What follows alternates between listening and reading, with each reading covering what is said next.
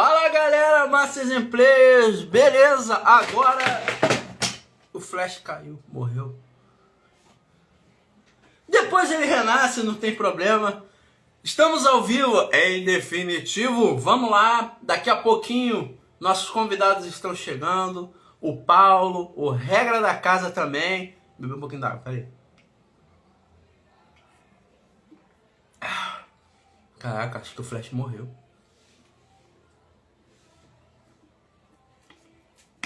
Passa bem.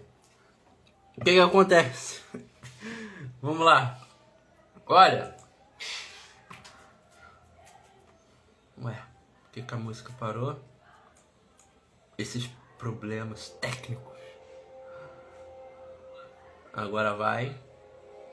Beleza. Se você estava no esquenta, minha esposa acabou de entrar. Me deu mais coraçõezinhos do que eu posso carregar. Seguinte, se você estava no esquenta, agora a gente vem em definitivo, beleza? Já o pessoal tá chegando aí pra gente trocar uma ideia e eu espero que seja agradável para todos, tá? Como eu havia dito, eu tô com um monte de folha aqui.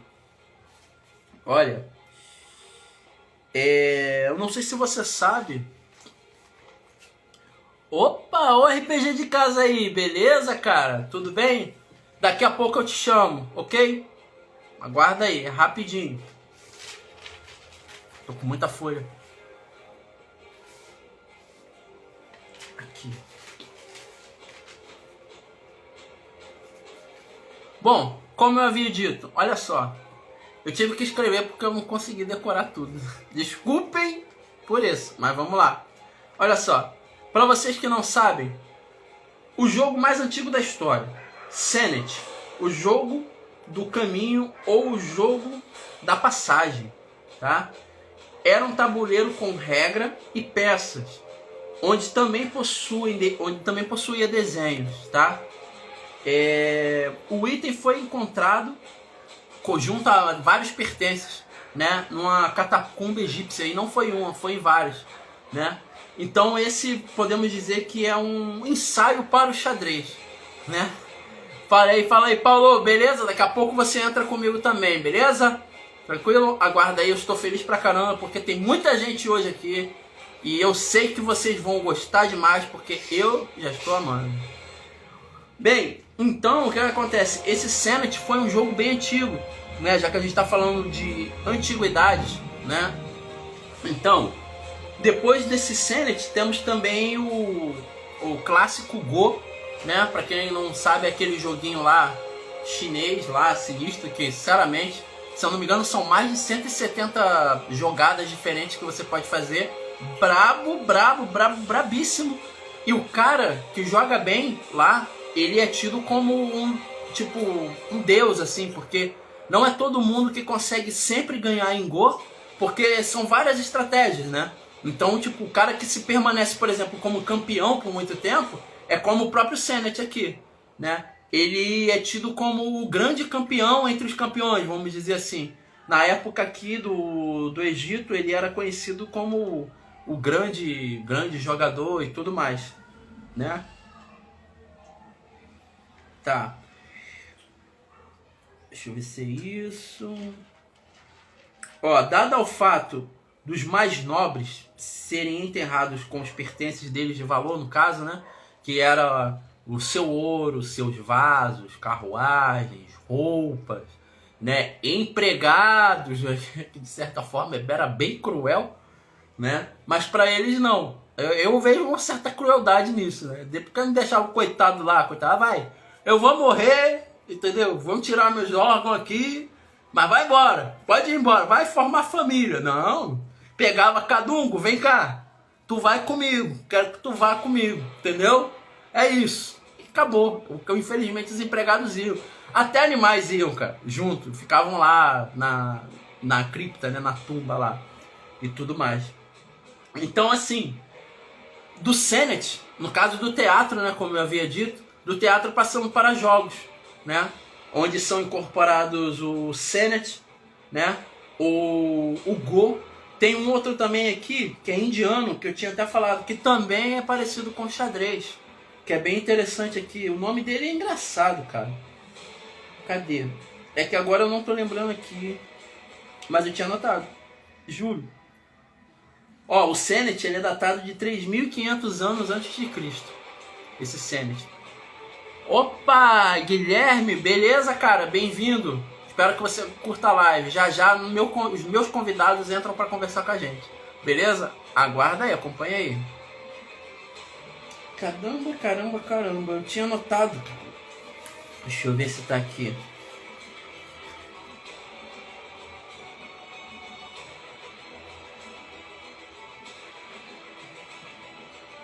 Não lembro. Eu tinha anotado o nome do negócio. Tá, enfim. Era um outro tipo de xadrez também, só que tinha carruagem, aí tinha tipo o vizir lá, em peças, né? E eles iam jogando. Era bem interessante. É que eu não lembro o nome agora aqui. Eu não tô achando o nome. Que tristeza. Poxa. Faraós. Achei. Aqui, ó. O nome do jogo era Chaturanga Antigo, né? Também, bem legal. O nome é bem diferente, né? É bem indiano. Bom, olha, aí vem outra curiosidade, né? Do teatro, passamos para o xadrez, vamos dizer assim, né? Jogos de xadrez e tudo mais. Dele, passamos para o board game. E aqui tem um fato muito legal e muito interessante, cara. Que o primeiro board game, né, ele surgiu tipo, lá na Europa. Só que um americano viu, gostou, comprou para ele e depois ele lançou com o nome de Risk, né, que foi uma febre na época, né? Aí é que tá a grande jogada, a grande coisa maravilhosa que eu curti muito isso. Que foi um brasileiro ter jogado o Risk na época. Risk, para quem não sabe, vocês vão saber o que é já já. Ele gostou desse, né, desse tipo de jogo, inovador e tudo mais, e decidiu jogar com os amigos dele, lá da Politécnica de São Paulo. Eles jogaram, gostaram e melhoraram esse jogo, né? Criando, saiba você, e acredite se quiser, eu não sabia, eles criaram o War, pessoal. O War é brasileiro e eu não sabia, eu vim saber pesquisando isso. Eu sempre pensei que fosse americano, mas o War é brasileiro. E não melhor que isso, a Grow, que é a linha, a fabricante, ela também é brasileira e é do mesmo pessoal. E eu acho que isso é muito legal. É uma identidade brasileira, né, cara? E eu acho muito foda, foi mal, jogar o War. Eu joguei o War muito na minha vida. Antes de eu conhecer RPG, eu sempre joguei, né, aquele negocinho de ataque e defesa. Quem não gostava de jogar isso na época, pô, era bom pra caramba. Eu tinha até aqueles tabuleirozinhos, aqueles board game, né? Na época eu tinha um board game da Xambinho, né? Ele era mais ou menos assim, do tamanho dessa folha aqui, assim. Só que ele tinha todos os quadradinhos, né? Pra gente poder andar, e tinha as dificuldades, e tinha as cartinhas também. Pô, era legal pra caramba, me amarrava ficar jogando aquilo ali, cara, de verdade, era muito bom. O que aconteceu? Rasgou-se, ficou velho, pois é. Então, o que acontece? Beleza, passamos para os board games, né? Que é bem legal. Só que antes disso, antes desse board game ganhar o nome de Risk, ele tinha outro nome. Ele era chamado de... Eu tinha anotado aqui também. Calma aí, que eu vou anotar. Não anotar não, eu vou falar, na verdade. É que é tanta folha. Era Lords alguma coisa, se eu não estou enganado.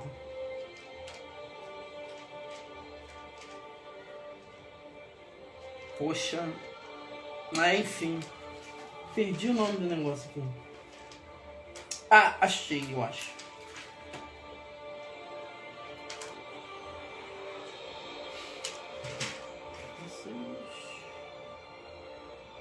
Achei, ó. Na verdade não é nem War, nem é jogo de guerra, é outro jogo, ó. The Lord's Lands Game era literalmente o Monopoly em 1903. 1903, olha o tempo, gente. entendeu? Ou seja, desde sempre a gente queria não jogar, mas a gente queria interpretar alguma coisa, né? A gente tinha aquela gana, aquela vontade humana de dominar, de guerrear, sabe? De se divertir, né? Essa vontade que a gente não consegue conter dentro da gente. Eu acho que esse é o grande ato do ser humano, na verdade, né? Não é somente, infelizmente, fazer coisas malignas, maldosas que a gente vê durante o dia a dia. Eu acho que se o ser humano fosse mais voltado para sua criatividade e voltar ela para o bem, para ajudar aqueles que precisam, acho que as coisas seriam muito diferentes do que elas realmente são. Não vivemos num mundo onde há heróis, né? Nós somos nosso próprio herói. Essa que é a grande verdade dos dias de hoje, né? Então, aí beleza, aí passamos desse war, né? E passamos para algo relativamente próximo ao RPG. Se eu não me engano, em 1967. Se eu não estou enganado aqui, eu tinha anotado também. Um jogo chamado Braunstein. Braunstein era o nome do jogo, tá? Ele era um jogo de interpretação individual. Como é que era a situação? Pelo que eu entendi, tá? Eu realmente consegui achar muito pouco disso, mas eu acho que a pessoa que vai entrar ela vai saber me explicar um pouco mais sobre Braunstein, beleza? Se eu tiver equivocado, ele vai saber me corrigir. E esse é o grande ponto. Olha, Braunstein, ele foi um jogo feito em 67, antes da criação do primeiro jogo de D&D, que foi em 1974, tá? Então o que acontece? Esse Braunstein era, como eu entendi, era um jogo entre amigos, tá? Só que ele era como se fosse um board game, só que com um juiz ali no meio, entendeu? Mas o grande ponto legal dessa situação toda é que esse juiz, ele pegava um dos jogadores, levava para uma parte secreta ali e fazia uma jogada com ele individual, sabe? Para o cara ir desenvolvendo o personagem. E depois ele voltava e continuava o jogo. Eu acho que isso sim é muito legal, porque eu vi ali o que? Uma tentativa de colocar personalidade no personagem, né? Eu acho que isso é muito legal mesmo, porque se você não dá identidade ao personagem, ele fica oco, fica vazio e fica catatônico, fica, poxa, é tipo um personagem que tá em start, pause, e o mestre narrando. Start, pause. Complicado, né? Então esse Braunstein, pra mim, foi o grande percussor literal do RPG. Só que se você for olhar, tem um pouco de teatro ali, sabe? Tem um pouco de encenação, um pouco de feeling ali. Eu acho que isso é muito legal, né? Braunstein veio antes do primeiro jogo de D&D, né? Do primeiro livro, que foi em 1974. Eu era nascido? Não, não era não. Beleza? Pessoal, tem algumas coisas a mais aqui também que eu vou falar, mas eu vou deixar para falar depois, tá? Agora, para não ficar tão tarde, eu quero chamar o meu convidado. Regra da casa, se você estiver aí, apareça em nome dos raios e trovões da magia. Apareça aí que eu tô esperando, beleza? Deixa eu fazer o convite aqui, que da outra vez eu tentei fazer e não consegui, mas vamos ver. Se você está aqui agora e não viu o vídeo do esquenta que eu fiz, vai lá, dá uma olhadinha para você ficar por dentro do que eu estou falando, beleza? Eita! Fala! E aí, cara, tudo bem? Como é que você tá? Tranquilidade, cara? Como é que você tá? Tudo bem. Comigo tudo Tô bem ótimo. também, cara. Tô bem também. Hoje é sábado, hoje eu teria sessão, mas estou em férias, estou dando aquela moral pra minha garganta, porque quem é mestre sabe que a gente fala pra caramba, né? Tá na live aí gastando a garganta igual, pô. Cara, o que acontece? Eu acho que, eu não sei se você viu, eu falei um pouco de Braunstein, né? Infelizmente, eu não sou perito no assunto antes disso. Parabéns. Cara, o teu conteúdo no YouTube, eu fiquei de bobeira lá. Parabéns, de verdade. Eu fiquei, acho que, umas 3 ou 4 horas da minha vida hoje ali. Só o minuto que tá passando um negócio aqui na rua. Complicado essa hora. É triste. Maneiro, cara, maneiro. Que bom que tu curtiu. Peraí. Então, o teu conteúdo, cara, eu fiquei de bobeira com um vídeo em questão ali, que foi o Magias e... Você apresentou no livro de magia, é Magia e Armagia, se eu não me engano? Não sei exatamente qual que você está falando. Um livro de magias? Não Cara, sei. ele estava em inglês. É Ah, o Mage the magia... Ascension. Qual? Mage the Ascension, deve ter sido. Não foi Mago a Ascensão. Foi até o último vídeo, por sinal, que eu assisti. É Ar em Magias, Magias e Armagia. Armágica, eu acho. Ah, Armágica. Wars Mágica, sim. Ó, o Playmo Maravilhoso. Lance aí na área. Fala aí, Playmo. Beleza, cara? Maravilhoso. Beleza, galera? Bem-vindo aí, cara. Teu parceiro aí, né? Espero que não se faça feio. Eu falei um pouco de Brownster, mas você, pelo que eu vi ali no seu vídeo, no podcast, falando com o pessoal lá, o Tavernoso, né, se não me engano, vocês são meio que um pouco mais perito nesse assunto. Você poderia explicar um pouquinho mais sobre o Brownstein pra gente? Cara, o Brownstein, ele vem dessa cena do David Arneson, né, que é um dos criadores do RPG. Uhum. Então, esse grupo dele fazia muitos experimentos que já não eram mais aqueles experimentos baseados em wargames, né? Eles Sim. eram uma comunidade robista de wargames, então eles botavam aquelas mesas gigantes, né, como se fosse treino militar mesmo, com Sim. miniaturas e não sei o quê. Só que eles começaram a dar takes mais individuais, né, para os personagens, começaram a abordar situações mais encapsuladas, né? Então eles pegaram, por exemplo, o Brownstein, que é uma cidadela, de um baronato, uma coisa assim, botaram aquilo ali dentro de uma situação política, um problema, né? E botaram jogadores ali, cada um interpretando um personagem. Sim. Com várias diferenças. Um era um personagem que era um diplomata, outro que era um soldado, outro que era um padeiro. Enfim, Sabe o você que me vivencia. lembrou? Sabe o que me lembrou quando você estava falando sobre o Brownstein? Eu não sei se você já assistiu esse filme, que é velho, nossa senhora. É um filme chamado Evai Noé. Ah, sim, Ivan Roé, sim. Cara, você falando de Brownstein, falando do Baronato, caraca, Evai Noé, cara, todinho. Que é aquele filme lá, que é o filme todo, os caras tentando tomar a torre, que isso e Tem muita aquilo. influência dessa geração, né? Tem muita influência Sim. de filmes assim, épicos, né? Mas é uma coisa que é muito. É o proto-RPG, por assim dizer. São dois elementos que a gente vê no Brownstein muito forte. O primeiro, que é justamente a individualização do personagem. Você não vai jogar com tropas, você não vai jogar com um time, você não vai jogar com nada assim, você vai jogar com um personagem. E aquele personagem tem motivações próprias dentro daquele cenário. E você vai jogar em cima de um problema. Né? Você tem um problema colocado ali, que no caso é a invasão daquele local, o baronato era invadido, tinha uma questão em relação a isso, e os jogadores reagem de acordo com o que os seus personagens fariam, né? De forma individual, que é diferente de uma tropa num tabuleiro de wargame.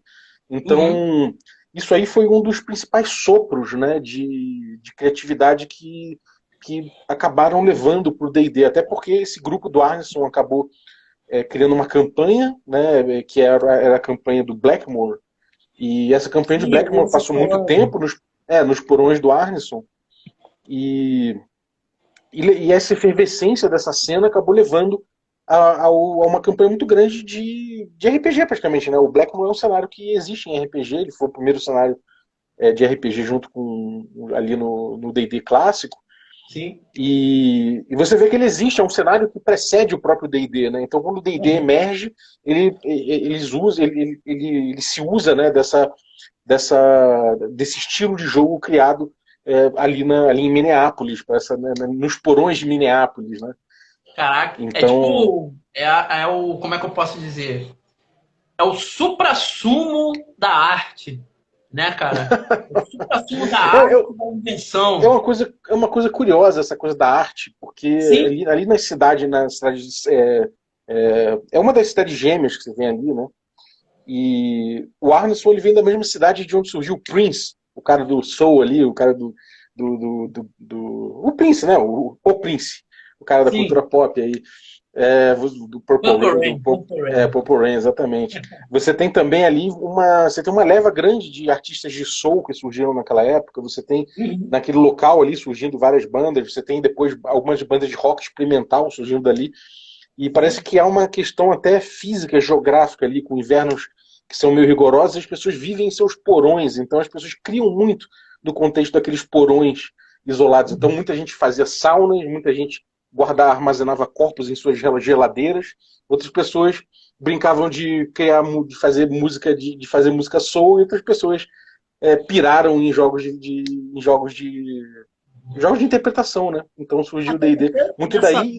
Nessas épocas, essas épocas negras, né, da nossa vida, assim, do nosso mundo, surgiu muita banda de metal falando de coisas terríveis também da época, mas tudo lá do fim do mundo, literalmente fim do mundo, lá da Finlândia, né? Esse eu curto metal pra caramba.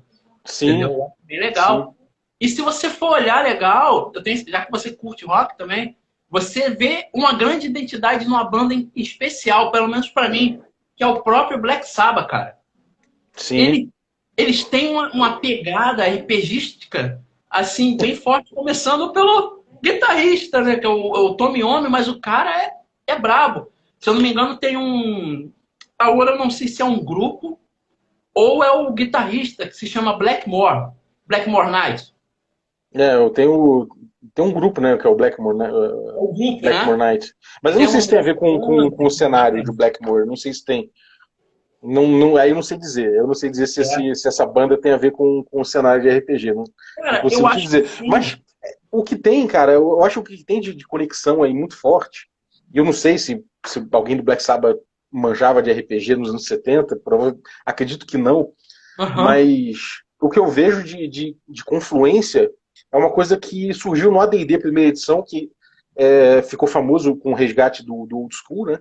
Que é o Appendix N, que é a lista de livros que influenciaram o D&D, ou seja, aí já é um pedaço mais puxado para o Gygax, né? Ele que escreveu esse Appendix, e ele botou ali tudo que é literatura, né? Que influenciou a criação do D&D. E aí você pega muita coisa que foi a mesma fonte que o Black Sabbath bebeu, em muitas coisas de terror, em muitas coisas de espada e feitiçaria, bruxaria e, enfim, rituais sabáticos e esse tipo de coisa. Então, são temas que permearam a cultura dos anos 70, né, dos anos 60 e dos anos 70. Então, surgiu daí desse caldo muita coisa legal. Surgiu o Black Sabbath, você teve teatro do improviso, né, o teatro do oprimido, você teve na dança, você teve o pós-dramático surgindo com a Pina Bausch, você teve, e tudo com uma natureza.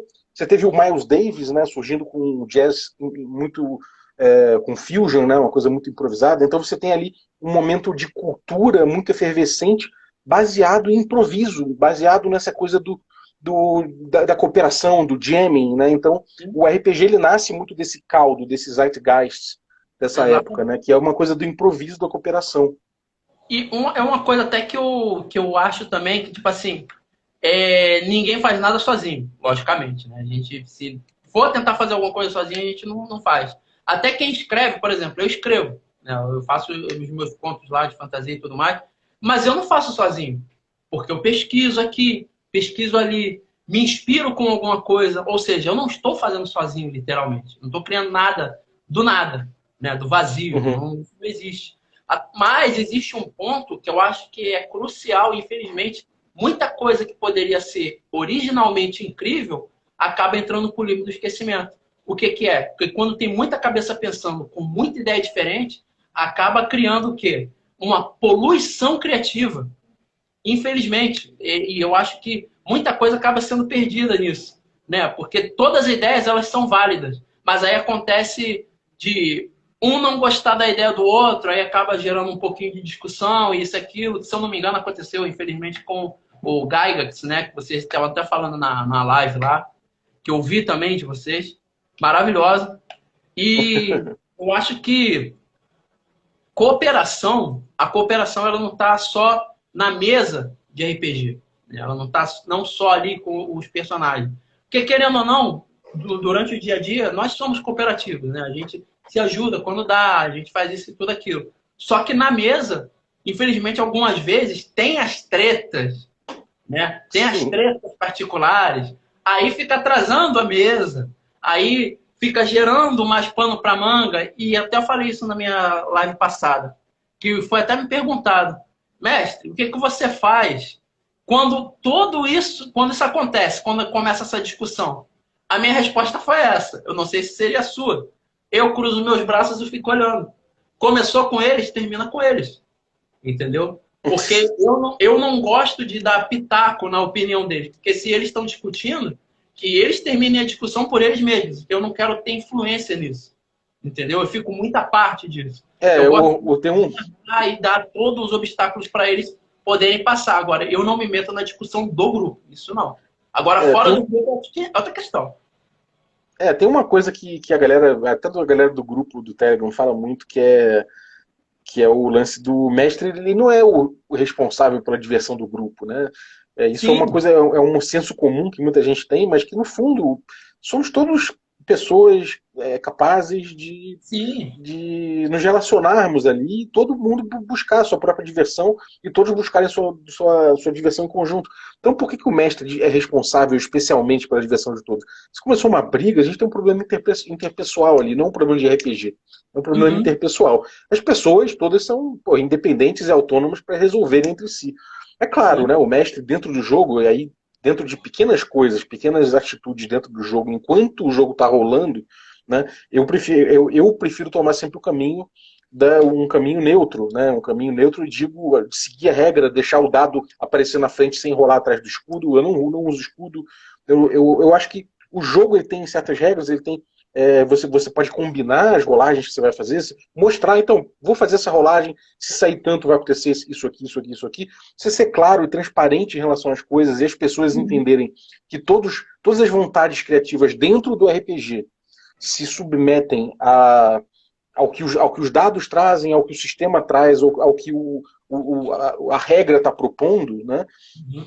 Ou as ferramentas que você está usando está propondo, você Sim. entender que isso é uma ferramenta de coesão criativa, o RPG vira um grande exercício de se compor vontades criativas na mesma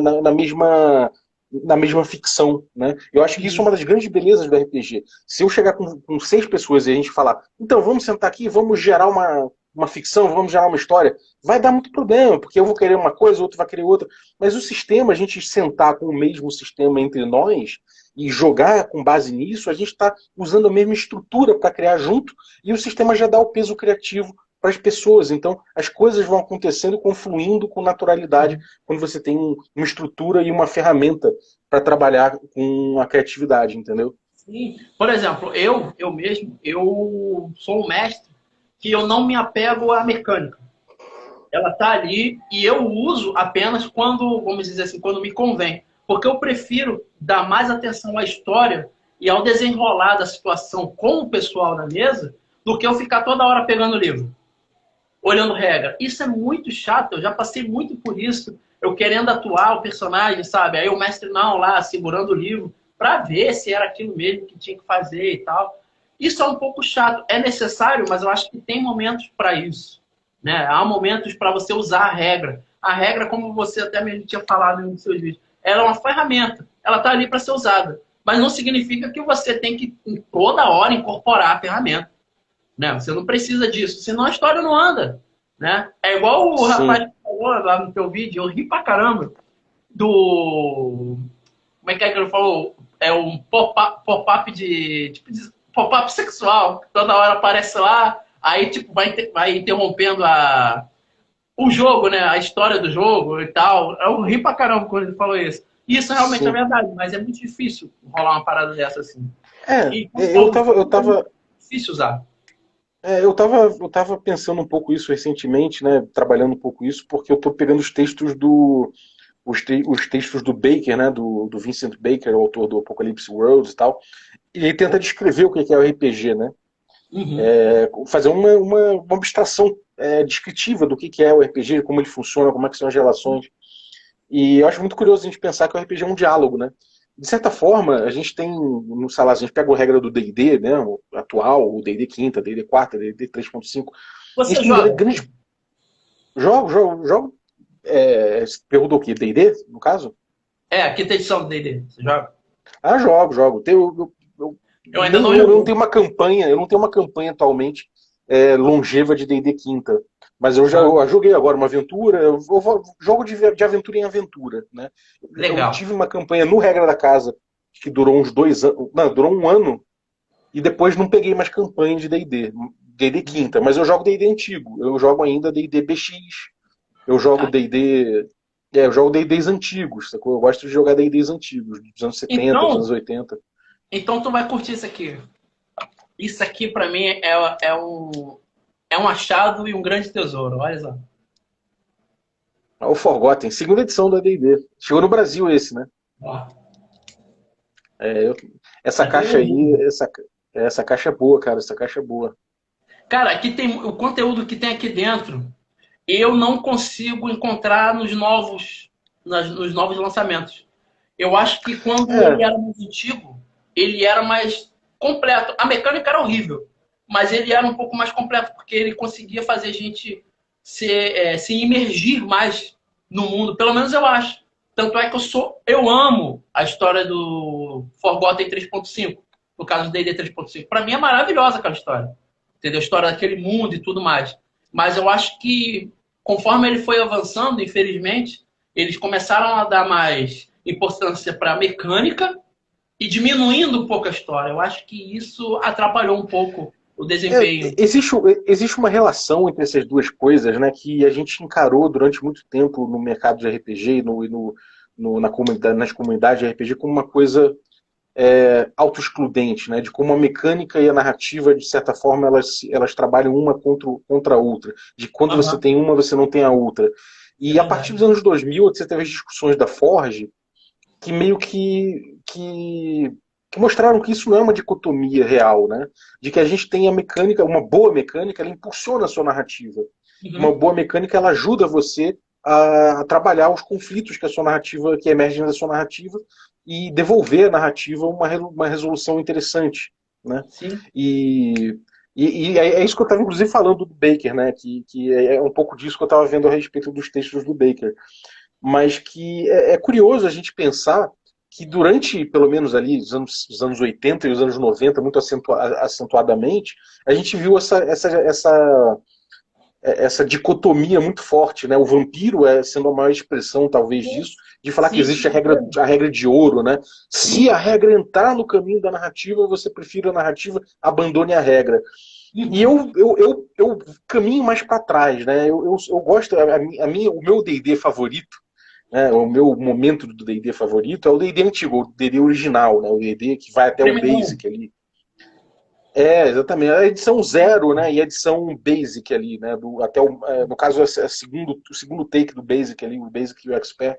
E eu gosto muito disso porque é o seguinte, ali naquele momento, você tem uma possibilidade de usar aquele jogo muito claramente como uma caixa de ferramentas para poder auxiliar o diálogo, né? Uhum. Então, o jogo ele caminha facilmente dentro do diálogo que você tem, mas você consegue buscar as ferramentas que você tem ali dentro do sistema e desamarrar dos procedurais. Ainda que o Sim. jogo se coloque como procedural, né? Você tem procedimento de combate, iniciativa, depois isso, depois aquilo outro, resolve magia, resolve blá blá blá blá, blá agora são bônus. E a hora E vai isso é um embora. procedimento. E isso não é diálogo. Né? Isso, Uhum. você, quando dialoga, você tem sintaxes, e usa a sua gramática de forma livre. Você não está Uhum. ali usando um procedimento para eu conversar contigo, eu não uso um procedimento, eu não uso um script. Isso. Eu não tenho uma sequência de falas. Né? Então, quando a gente está. Curiosamente, eu acabei de falar isso um pouco no esquenta, um pouco antes daqui no esquenta que eu fiz, é que o RPG para mim mesmo, ele não se iniciou antes do board game, nem no Brownstein, na verdade. Para mim ele se iniciou no teatro, cara. Entendeu? Porque querendo ou não, nós interpretamos um personagem, né? Então, o que que a gente faz? A gente tá ali, nós criamos o personagem, interpretamos a vontade dele ali, nós impomos a vontade que ele está sentindo ali. A gente mostra isso para os personagens que estão na mesa e para o mestre também, né? O mestre atua como juiz e tal. E eu acho que isso é muito legal. Então, desde essa época, acredito eu, né, que não só o teatro, mas o RPG em si, a história, tiveram uma evolução muito maravilhosa, né? Uhum. Porque todos nós temos capacidade para ser jogador e mestre. Cabe a gente querer isso, né? Eu tenho uma mesa com amigos também que lá todo mundo é mestre, né? Só que só três mesmo narra ali, né? Então a gente meio que tem um rodízio. E eu acho que isso é muito legal, porque durante a narrativa, ou então off, né, no caso fora da mesa, a gente tem ideia, a gente conversa, poxa, e se meu personagem fizesse isso aqui, não sei o quê? Poxa, isso pode ser feito. Podemos adicionar? Podemos. Então, eu acho que isso é legal porque, sabe, cresce o mundo.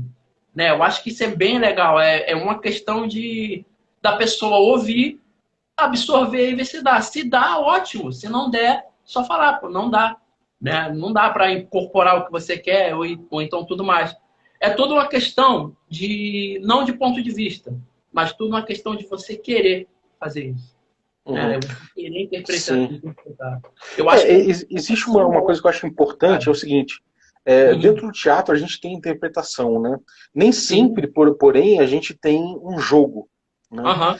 Ainda que dentro do teatro a gente possa ver, obviamente, experimentos que você tem interpretação aliada a elementos de jogo, né? Sim. Mesmo que as regras não estejam claras, são regras pressupostas, ou até em caso de teatro de interpretação, você vê às vezes os caras combinando certas regras, né? Do tipo, então, vou inventar alguma coisa, se eu Travou, tenho hein? que mudar quem eu sou.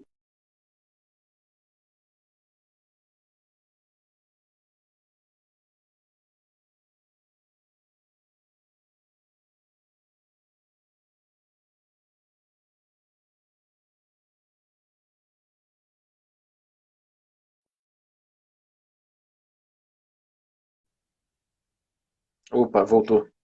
Então, voltou. Então, tem uma coisa que eu acho curiosa disso aí.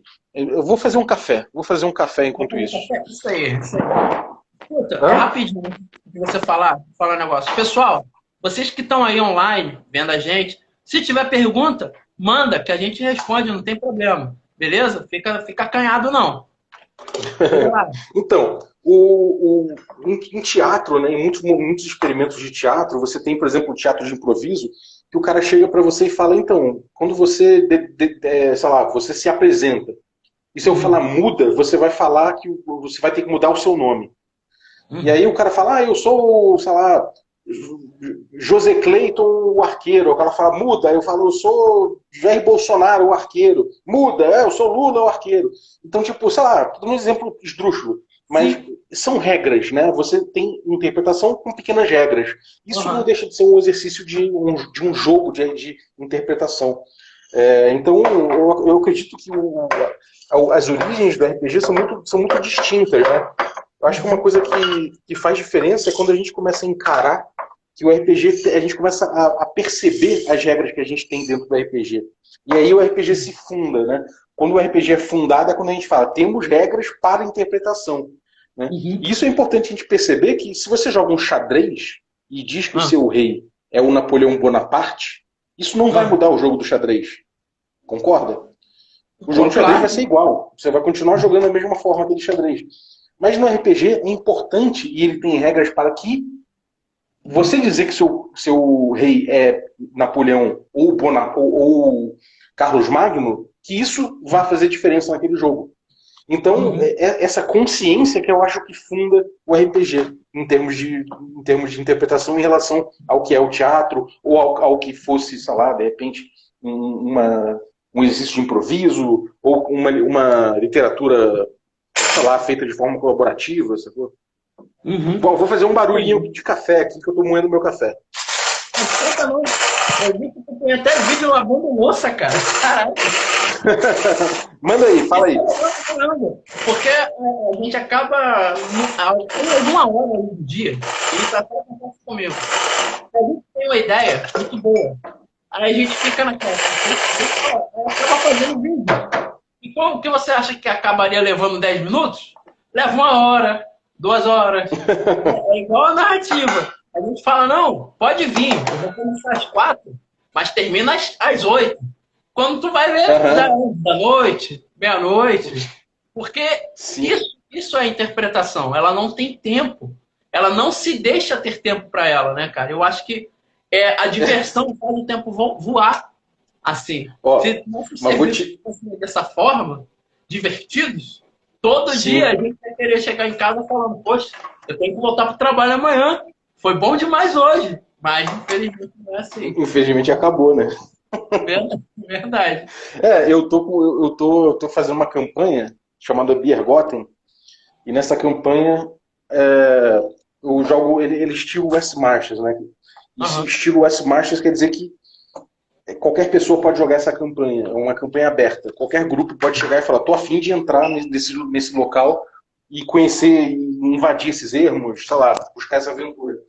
E uma coisa doida disso aí é que, como funciona dessa forma, tem que ser episódico. Ou seja, cada grupo tem 4 horas para explorar os ermos. Se não voltarem à cidade até terminar, até as 4 horas, morreu todo mundo. Eu vi, eu não sei qual foi o vídeo, que um dos seus amigos que estavam online ele até falou, cara, o negócio é narrar com timer, sabe? Ó, tu dá esse timer lá, o cara falar, o cara vai falando, bateu o relógio, problema seu, acabou você passa pra outro. Eu ri muito quando o cara falou isso. Sim, mas Mas eu acho uma coisa interessante. Um relógio é uma boa adição numa mesa. sim, Mas ainda que eu concorde com você, né? A interpretação, o jogo de interpretação, ele faz a gente esquecer. A gente, de certa forma, esquece o tempo da vida real, né? A gente acaba cara, vivendo um tempo imaginário. para você ter uma ideia, teve uma vez não, várias vezes, mas isso quando eu comecei a mestrar mesmo, um bom tempo atrás. Que eu começava às 4 da tarde, quando a gente olhar a hora mesmo, já era o quê, amor? Era mais de meia-noite, né? Já era mais de meia-noite. 1 e pouca da manhã, 2 e pouca da manhã, todo mundo lá assim, ó. Vai, cara, vai. E a gente empolgado, a gente vai, né? Aí, normalmente, o jogo acabava o quê? 3 horas da manhã, 3 e pouco. Eu tava em casa no fim de semana, beleza. Dava 2 da tarde, bora jogar, cara! Te juro, É, te juro. E era bem é legal, cara. foda. Diverte, sabe? Diverte. Embora fosse todo fim de semana, mas acho que o pessoal que jogava comigo, eu tenho muito crédito com eles. E porque eles me ajudaram a criar toda essa ideia que eu tenho de narrativa hoje em dia. Né? Porque no começo a minha ideia ainda estava nova, estava virgem, então muita coisa eu ainda não conseguia demonstrar para eles. Né? Então eles me ajudaram muito. Então acho que a cooperação ali com o pessoal, minha esposa está aqui, não me deixa mentir, porque ela também joga. Ela é jogadora, ela joga com a Ah, Ranger. E eu maneiro. 3.5, meu amigo. Sonal 3.5. Pô, cara, eu vou te Então, falar que 3.5 é o bagulho que eu mais evito na minha vida, cara. Assim, não gosta, né? puta, cara, eu não, o 3.5 ele me fez largar D&D durante 7 anos. Sério, cara? Mas isso é uma coisa minha, porque eu não gosto muito desse. Eu não gosto muito do. Por exemplo, eu tinha um Halfling bardo. Eu passava de nível e tinha que calcular todas as sinergias, e tinha que calcular todos os skills de novo, botar os pontos de novo. Eu falava, cara, cansei. Meu D&D é muito mais simples e. Mas assim, eu não estou falando que o D&D 3.5 é um grande D&D, foi um D&D muito importante. Né? Eu acho que Aham. ele. Inclusive o Jonathan Tweets é um dos meus heróis, né, cara? O Jonathan Tweets é um dos meus design heroes do RPG. Aham. Mas não é pra mim, não é não é o não é meu cup of tea, não é meu cup of tea, com certeza. Não, Dos D&Ds é o que eu acho que é ele e a quarta edição são os que eu menos gosto. Não, então, mas é questão de gosto. Eu É, realmente total. não suporto a quarta edição também. Não suporto. Eu acho que eles. Desculpa a expressão da palavra, mas eu acho que eles cagaram totalmente tudo que eles criaram no passado ali. Entendeu? Porque eu acho que se você quer fazer algo inovador, você não precisa, pô, mudar tudo. Né? Dá uma mudadinha aqui, uma evoluçãozinha ali e tal, mas, pô, eles mudaram o negócio todo, então eu acho que não ficou legal. Cara, ao mesmo tempo, eu acho isso fenomenal, cara, de pensar que o D&D é uma coisa tão. Muita gente coloca que é como se fosse tipo. Ah, D&D é uma coisa só, né? E não é. Você pega a história do D&D, você tem tantos sabores de D&D diferentes que você pode experimentar, né, cara? Então, Sim. cada edição ela tem um sabor diferente, ela tem uma proposta diferente. Eu acho isso incrível. Como é que o mesmo produto pode ter tantas facetas, assim, sabe? Sim, sim, e é legal porque você acaba criando muitos novos consumidores, né? Acaba criando muitos novos consumidores, só que acaba perdendo alguns também, Ah, né? sim. Igual você, por exemplo, você ficou 7 anos sem jogar D&D por causa do 3.5. Fiquei. né? O que aconteceu foi que o meu grupo acabou meio que sabendo que não era muito a vibe que a gente estava, e a gente entrou no Ars Mágica, né? A gente jogou uma campanha de 7 anos de Ars Mágica a partir dali. Então Aham. foi um bom interlúdio, né? A gente voltou na quinta edição. Ah, legal, cara. Legal. Peraí que estão falando aqui, ó. Top, imagina os outros. Eu não sei o que, que falaram aqui, mas tá aqui, top, imagina os Foi o outros. Playmo. Eu não sei qual foi o contexto, Playmo. Se puder Pois falar é. aí. Volta aí, escreve direitinho pra gente poder entender. Volta aí. Só não sei a minha história, não, tá? Por favor. Então, aqui, o que acontece? Acho que a gente tem, pelo menos eu tenho esse amor por 3.5, porque foi o primeiro RPG de D&D que eu joguei, assim, com fantasia medieval e tudo mais. Não conhecia nem Senhor dos Anéis ainda, era totalmente um pobre juvenil, né? Então, Uhum. eu ainda não tinha toda essa gama, né? Essa coisa de fantasia. Entretanto, eu já jogava e narrava Vampira Máscara. Até Vampira Idade das Trevas. Uhum. Entendeu? Ah, ele tá falando do café azul. Eu Ó, sempre Playmo. Ó, que beleza. sabia. Ó, bom, hein? Tô tomando café aqui também. Que café assim, maneiro. Hum, aí sim, pô. Tirado Aí diretamente sim. da fazenda do seu Antônio. Tá se fazendo São Antônio, grande São É. Antônio. Ouvi falar que levou, que pareceu um gigante lá, levou 2 vacas do São Antônio. Ixi. Então, cara, assim, pra mim o 3.5 é muito bom. Né? Até porque também o pessoal aqui ele já está acostumado com 3.5. Eu Sim. pretendo, mais pra frente, evoluir isso. Entendeu? Fazer o pessoal jogar com Pathfinder.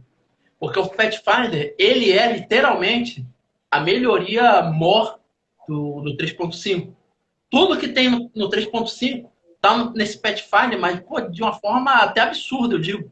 Porque todas as classes ali são bem roubadas. E o mundo é muito legal, cara. O mundo eu acho bem legal. Sim. O Pathfinder Golarion, né? é um livro que você olha o Paladino e fala: Caraca, quero jogar de Paladino, maluco. Porque o Paladino é muito bom, cara. Ele não é limitado, sabe? Ele é, sei lá, ele é o Paladino ali. Eu não sei se você assiste The Walking Dead, você tem cara de quem curte. Sim, sim, sim. Minha esposa é fanática por The Walking Dead. Não posso falar mal que ela me taca as coisas aqui em casa. Eu sou Tim Negan. Sou o Tim Negan. Te liga, opa, aqui ó. Minha esposa também, te liga forever. Então, pra mim, o Rick Grimes é o paladino daquela porra. Entendeu? Porque, cara, ele é foda demais. E pra mim, o senso dele bate muito com um paladino que eu criaria em Pathfinder, por exemplo. Entendeu? Eu não sei pra você Uhum. ou pra você que tá vendo aí. Mas eu acho que ele tem muito o jeito de paladino, assim. Eu curto demais. Curto demais o Rick Grimes. Só que o Negan, meu amigo, o Negan é a incorporação de um algoz. É sarcástico, é mal. O cara é tudo de ruim que é bom. Né? Ele é um vilão, como o Ele é Paulo um vilão falou. que você adora odiar, sacou? Exato, é o vilão que você odeia amar. É, Né? também. Você ama o cara. E tipo, eu até falei isso com a minha esposa na época, e falei com o Paulo na última live. Ele é o cara que na 7ª temporada tinha que se chamar só The Negan, não The Walking Dead. Porque quando ele aparecia, ele roubava a cena. Entendeu? Sim, é Então, verdade. o vilão, pra mim, ele tem que ter carisma. Se o vilão tem carisma, ele conquistou a mesa. Não importa. Não importa se é quando. Ele pode nem ter um bom motivo, né? Mas se ele tiver carisma. Se tiver carisma, você já ganha. Por exemplo, na minha mesa, Tem, tem um vilão, né, que eu criei e tudo mais. É o cara aparecer e o pessoal aqui tacar a ficha pro alto, falar que odeia ele com ódio, começa a gritar de raiva, sabe? Mas todo mundo sabe que o cara é brabo, né? sim. Então, eu acho que isso é legal, criar um vilão desse. E para você que tá vendo aí, não é fácil criar vilão assim não, tá? É complicadíssimo você conseguir criar um vilão carismático. É Ó, muito. eu particularmente, a minha. Que cafeteira é essa? Cafeteira, essa aqui é uma cafeteira que o cara do canal DM Sparta me deu. Olha que beleza. Olha, legal, hein? Cafeteira é uma prensa francesa. Ô, Enfim, pressão. cara, Muito bom. o que eu ia falar é o do vilão, né? É que eu gosto muito do vilão emergente, sabe? É o vilão que não fui eu que pensei, esse cara aqui é o vilão. Mas eu vou botando as situações, eu vou botando os personagens vão interagindo, o grupo vai interagindo, vai tentando fazer o que ele quer. E de repente, algum daqueles personagens que eles estão interagindo começa a tomar uma posição de antagonismo mais acentuado. E começa a Sim. nascer, às vezes, um vilão que você nem pensou que aquele cara seria o vilão. Mas Uhum. pelo antagonismo que surgiu entre o grupo e o cara, você acaba gerando um bom vilão, né? Então eu não gosto muito de pensar, tipo, vou construir um vilão. Eu gosto de deixar que ele emerja. Sacou? O meu estilo pessoal é muito, muito por aí. Eu deixo que o vilão aconteça. E se não acontecer vilão, você pode ter pequenas inimizades por aí, né? Uma coisa mais pulverizada no cenário também. Mas eu acho que são formas interessantes. Inclusive, o próprio vilão que é mau, que nem um pica-pau, e que não tem uma motivação decente, ele Uhum. pode ser um vilão interessante, né? A gente tem muito essa Sim. ideia do como construir um vilão, e todo mundo fala, faça um vilão que tenha motivos, que tenha fortes motivos, tipo Thanos, que Droga. tenha Cai suas de novo. ideias.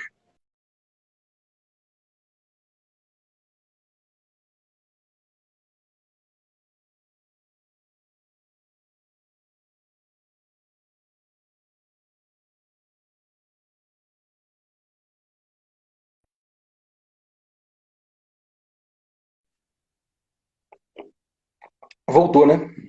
Caiu? Aí. Voltou? Ainda bem. Não sei. Aqui deu o discozinho. Então, essa coisa do Thanos, né? O Thanos ele tem seus motivos, ele tem suas ideias, ele tem não sei o quê. E, cara, no fundo, é legal que tem um vilão assim, mas também é interessante que você tem, às vezes, um vilão que não tem motivo. Ele é só mal que nem um pica-pau e isso é um antagonismo que a gente cria. Pode ser Sim. bom também, né? Então tem vários tipos de vilão interessantes aí. Né, na minha mesa lá, que eu sou jogador, a gente chama esse aí de vilão bolinha. É um vilão que era bonzão e tal, e do nada, não, serei mal a partir de hoje. Tipo, é uma coisa que infelizmente até aconteceu na mesa já, mas esse aí perdeu o CPF rapidamente. Então, o que acontece? Eu acho que, por exemplo, um vilão, para mim, ele não nasce. Né? As circunstâncias o fazem tornar-se vilão. Só que também, durante as coisas que eu escrevo, eu também mostro o outro lado. Que existe sim o vilão que nasce vilão. Só que aí tem o grande porém. Aquele ponto maligno nele não está desperto. Entendeu? Aí acaba sendo o quê? As circunstâncias que fazem ele vilão. Só que ele já era um vilão. Sim. Já era maligno. Só que ele ainda não tinha desperto esse ponto. Né? Não é como em alguns animes, ou até mesmo um mangá que eu li uma vez que eu assisti genial. Não sei se você lê. É Shonshu, se eu não me engano, o nome é esse. E a Não criança já conheço. nasceu maligna. Né? Então, tipo, para mim não é Ah, isso. Não é bem isso. Tipo, ela é maligna, sim. O ser é sim maligno. Só que ele ainda depende do tempo, né? Depende das circunstâncias. Porque, propriamente, aquele que é maligno pode se tornar um paladino, e aquele que é um paladino pode cair e virar um algoz. Não é? uhum. É Tem uma tudo. coisa interessante dentro do D&D, né? Que é essa coisa do alinhamento. Hum. Você pensa, bom, o alinhamento às vezes diz quem é o personagem, né? Tipo, eu sou chaotic good. De onde veio que eu sou caótico e É bondoso, né? De bom. onde veio isso? E Uhum. bom, né? Então, existe eu fiz um episódio recente sobre o Warduk, que é um personagem muito interessante, icônico do D&D, né? Na verdade, ele não é tão interessante assim. Ele é um bonequinho e resolveram botar o bonequinho nos mundos do D&D. Você deve ter visto ele no Caverna do Dragão, Uhum. que é aquele cara que tem um elmo com asa de morcego aqui, uma espada brilhante, um Isso é escudo com clássico, uma hein? caveira. Isso é Então, clássico. esse cara, ele congelou o mestre dos magos, né, na espada Sim, dele, sim. conseguiu congelar lá. Enfim, esse cara era um bonequinho e resolveram botar ele dentro do mundo do D&D. E ele caiu numa aventura muito interessante que ele tem o Nêmesis dele, que é um paladino. Só que eles eram amigos. O negócio é que existe uma aventura chamada The Heartstone, em que eles vão até uma pedra, que eles querem pegar essa pedra permite que você veja a verdade no coração das pessoas. E quem quer é um rei que está precisando formar um exército, ele quer usar essa pedra para ver a verdade no coração de cada cavaleiro, de cada aliado, tudo mais. Só que quando esses dois chegam até a pedra, o Warduke e o Paladino vê que no fundo, aquele guerreiro com elmo de morcego, que ele tem maldade em seu coração. E apesar de eles terem amigos até então. E aquilo ali fez com que o cara, de fato, aquele foi o ponto de virada na vida do Warduke. Dali pra frente, ele andou com personagens maldosos, ele integrou um grupo de vilões, e aquilo ali pautou para sempre a relação de inimizade que ele tinha com o Paladino. E você pensa, né? Isso é quase como aquele Minority Report, no fundo. Sim, porque o cara nunca fez nada de errado, mas você viu que no coração dele tem maldade. E aí? Você vai condenar o cara, apesar dele nunca ter feito nada? Porque uma pedra disse que no coração dele que no coração dele ele é maldoso? E aí? Né? Isso é um dilema muito bom, cara. Complicado, é complicado. E é legal também que você acaba tendo a certeza da índole do pessoal da mesa, por exemplo. Você acaba vendo como eles são. Porque algumas vezes acontece nas mesas de você ter lá o cara, né? Como você falou. Ah, meu alinhamento é caótico bom. Sou caótico bom. Beleza. Aí, o indivíduo, o safado, só porque ele tem caótico ali, ele acha que quer chegar numa vila, matar todo mundo e depois, me desculpe, eu apenas queria ajudar o garotinho ali na fonte para pegar água, eu estou arrependido. Não é assim não, gente. Não é assim. Agora, não. Mas eu sou caótico. Caótico? Não, eu sou caótico. Não, que caótico o quê, cara? Tu matou o cara, é igual aconteceu na minha mesa. Eu juro para você. Minha esposa tá aqui, ela não me deixa mentir. O pessoal estava saindo de uns problemas, né? E estavam meio que em fuga. Só que eles também estavam indo para a cidade de Tai, lá no Oriente, né? De Forgotten. Então, no meio do caminho, eles acabam encontrando uma carroça com um cocheiro, um velho cocheiro lá, o cavalo tadinho todo velho, cheio de barril atrás ali, né? Com óleo e esse tipo de coisa. Aí eu pergunto para eles: pessoal, vocês viram a carroça? O cocheiro, ele é bem velho, bem decrépito, coitado, já com pleno povo praticamente. Só que ele tá indo devagarzinho e ele tá rumando para a estrada de Tai. O que vocês vão fazer? Aí me vem um dos jogadores na mesa. Cara, eu vou jogar reflexo. Jogou reflexo. Depois eu perguntei para ele o que ele ia fazer. Ele falou o seguinte: eu vou saltar e atacar o velho. Ele atacou, tirou 20 e matou o velho. Ah, o cara, por que tu matou o velho? Ah, eu senti perigo nele, pensei que ele fosse alguém ruim. Oh, pô, mas como que você sentiu que ele era alguém ruim? Ele, não, eu sou bom, cara, eu sou bom, eu consigo sentir essas coisas. Aí depois eu conversei com ele, teve toda uma conversa lá sobre tendência e tudo mais. Aí ele entendeu que o que ele tinha feito tinha sido errado. Só que já tinha sido feito, né? Tipo, ação dita, ação feita. E, infelizmente, muita gente confunde esse negócio. Não consegue encaixar ou entender bem, né, no personagem. O alinhamento é uma questão muito peculiar do D&D, né? Porque não se explica muito exatamente o que é o alinhamento, né? Se o jogador tem que interpretar de acordo, não tem uma penalidade se ele não interpretar. O mestre pode até inventar uma coisa ou outra, mas não existe uma regra estanque que fale: se você não interpretar o seu alinhamento, isso vai acontecer. Não tem um guia de interpretação de cada alinhamento, de cada combinação.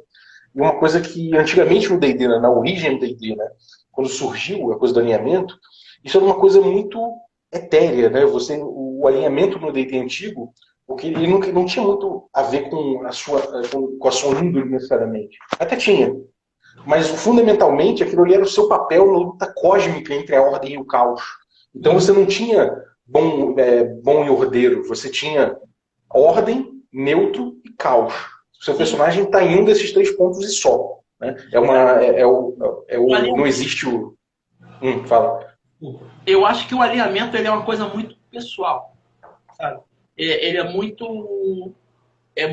de intendência pessoal. E a pessoa é aquilo, ela ali, entendi, meu personagem é assim, assim, assim. Só que às vezes ela peca um pouquinho porque ela se apega muito a esse tipo de tendência. né? Então isso acaba também gerando um certo problema na mesa, às vezes, e tudo mais.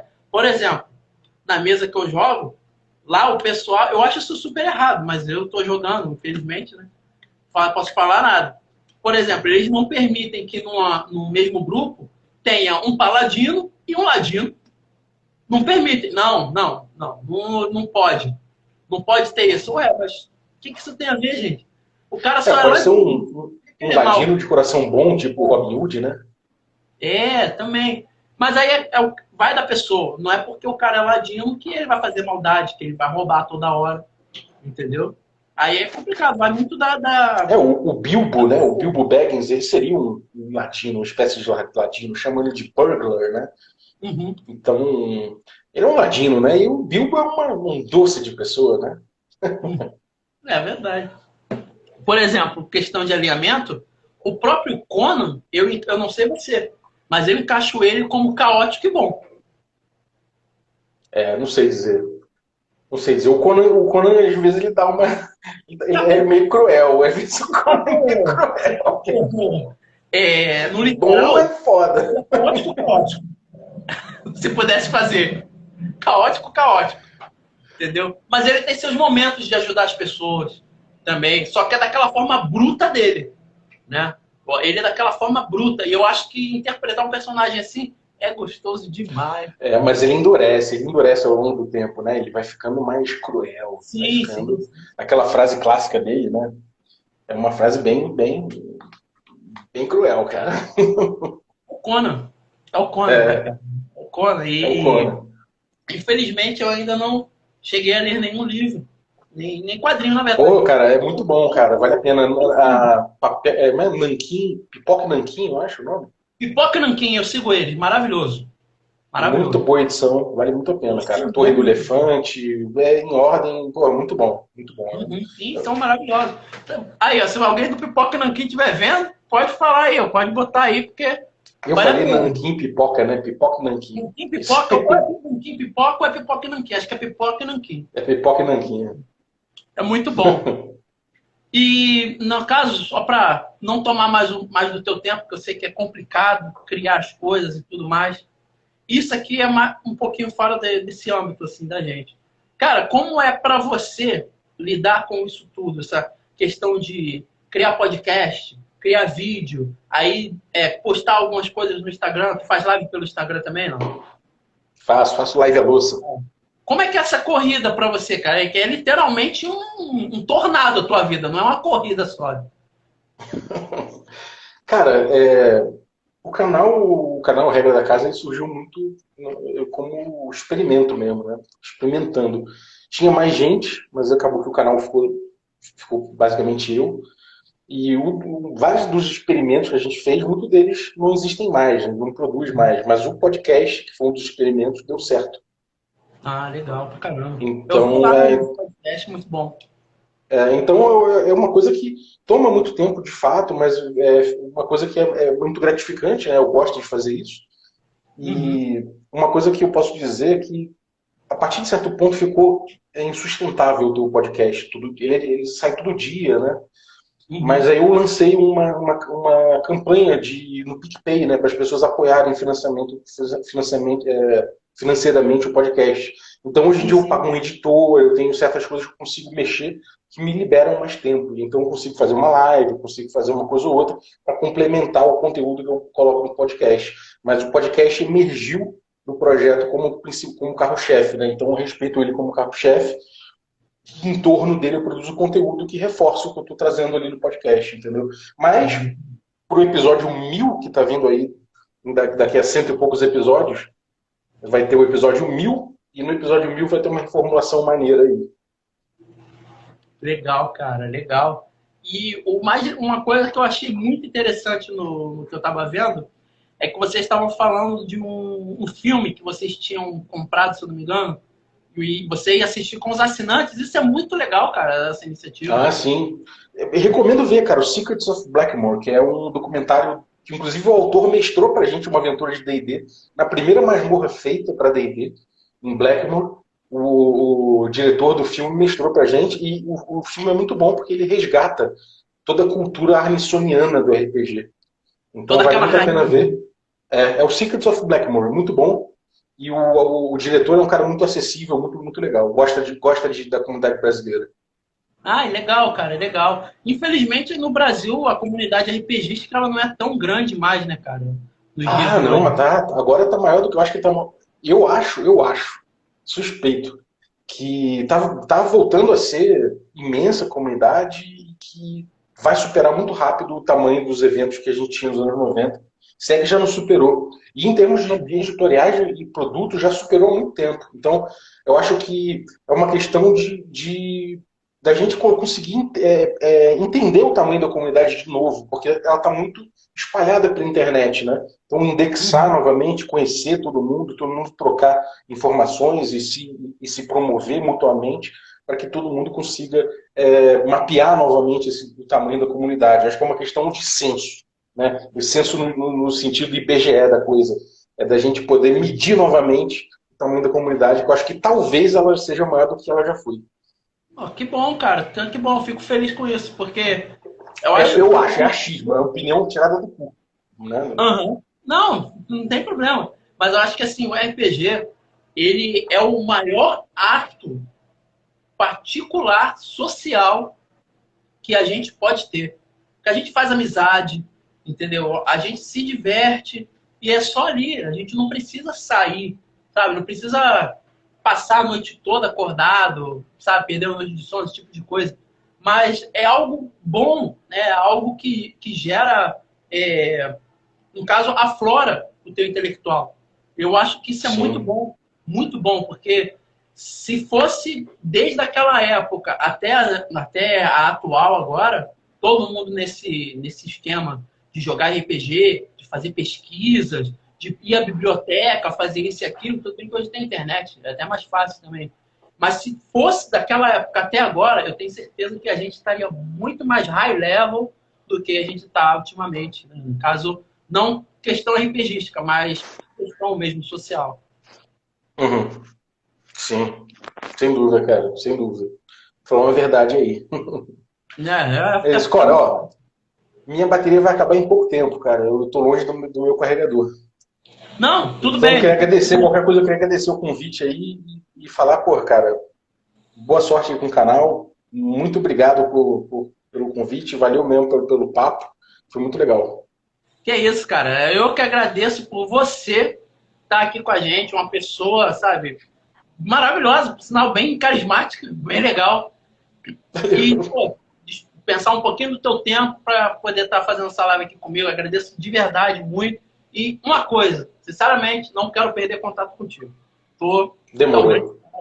E para vocês aí que estão vendo o finalzinho dessa live aqui, vão lá, procurem Regra da Casa. Ele é o cara, vale muito a pena, eu garanto.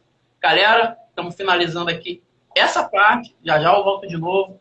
Obrigado aí. É Bauli, né? Valeu. É isso. Balbi. Obrigado, Bauli. Valeu. Até mais. Valeu, galera.